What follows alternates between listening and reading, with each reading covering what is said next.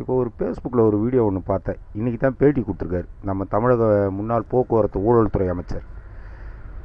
இவர் வந்து என்ன சொல்கிறாருன்னா, ஆதவ அர்ஜுனா வந்து சட்டசபையில் கேள்வி கேட்டால் பதில் சொல்லாமல் தொகுதியில் போய் மக்கள்கிட்ட போய் பேசிக்கிட்டு இருக்காரு. அவர் தொகுதியில் விஜய் சட்டமன்றத்தில் பதில் சொல்லாமல் நேராக வீட்டில் போய் ட்விட்டரில் போடுறாரு. அறிவு கேட்ட கூமுட்ட சிவசங்கரா, நீங்கள் கடைசியாக என்ன பண்ணீங்க? போன செவ்வாய்க்கிழமை சட்டசபையில் வந்து நம்பிக்கையில்லா தீர்மானம் கொண்டு வந்தாங்க, நாங்கள் ஆதரிக்கலைன்ட்டு ஓடி போயிட்டீங்க. கேள்வியெல்லாம் கேட்டுட்டு எவனை எழுதி கொடுத்ததை கூட்டின்னு வந்து உங்கள் உதவாக்கிற நிதியை ஒரு 5 நிமிஷம் படிச்சுட்டு ஓடி போயிட்டாங்க. அப்புறம் யாருக்கிட்டடா போய் பதில் சொல்கிறது? அதை விட முக்கியமாக சிவசங்கரன், நீலாம் வந்து கேள்வி கேட்குறேன்னா எவ்வளோ கேவலமாக இருக்குது தெரியுமா?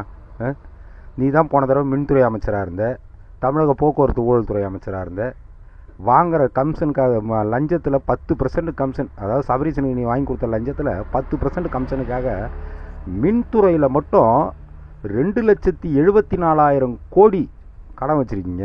இது மொத்தமாகவே நீங்கள் கொள்ள தான் அடிச்சிங்க. ஒன்றுக்கு மட்டும் பதில் சொல்கிறா சிவசங்கரா. கடைசி 2 வருஷமாக மின் கட்டணம் ஏறிட்டீங்க, அதில் 43,000 கோடி வருவாய் வந்தது. அந்த பணம் எங்கே போச்சு? 2 வருஷத்தில் உங்களுக்கு 86,000 கோடி வருமானம் வந்திருக்குது. இந்த 2,74,000 கோடி கடன் எப்படி வந்தது?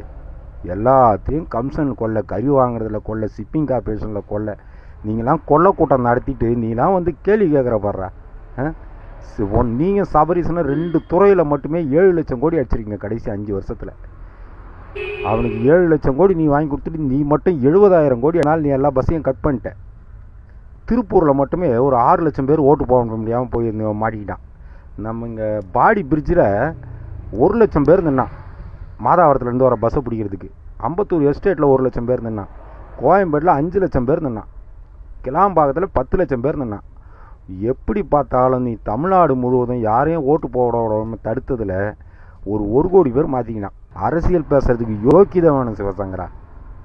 ஆட்டோக்காரன் 5 வருஷமாக போராடினா, கார்பரேட்டுக்கிட்ட லஞ்சம் வாங்கிட்டு, இதை விட முக்கியமாக இன்றைக்கி தேதி 20/6/2026, இந்த மாதம் 250 கோடி ராபிடோ, ஓலா, ஊப்பர், போர்ட்டர் இந்த நிறுவனங்கள்கிட்ட நீங்கள் வாங்கியிருக்கீங்க. இந்த மாதம் வாங்கியிருக்கிற ஆட்சி அதிகாரம் டிவி கையில் போனதுக்கப்புறமும் நீங்கள் லஞ்சம் வாங்கி நீ அதெல்லாம் எங்ககிட்ட கொடு.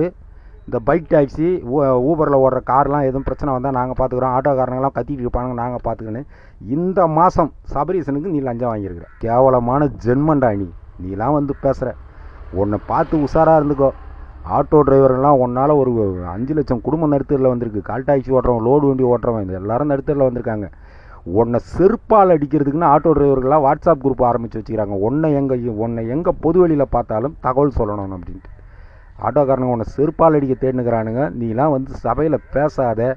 இன்றைக்கி திமுக இவ்வளோ படுதோல்வி அடைஞ்சது நீங்களாம் வாங்கின லஞ்சம். சென்னை முழுவதும் ஆட்டோக்காரங்க டிரைவர் ஓட்டு 20 லட்சம் ஓட்டை மாற்றி போட்டாங்க.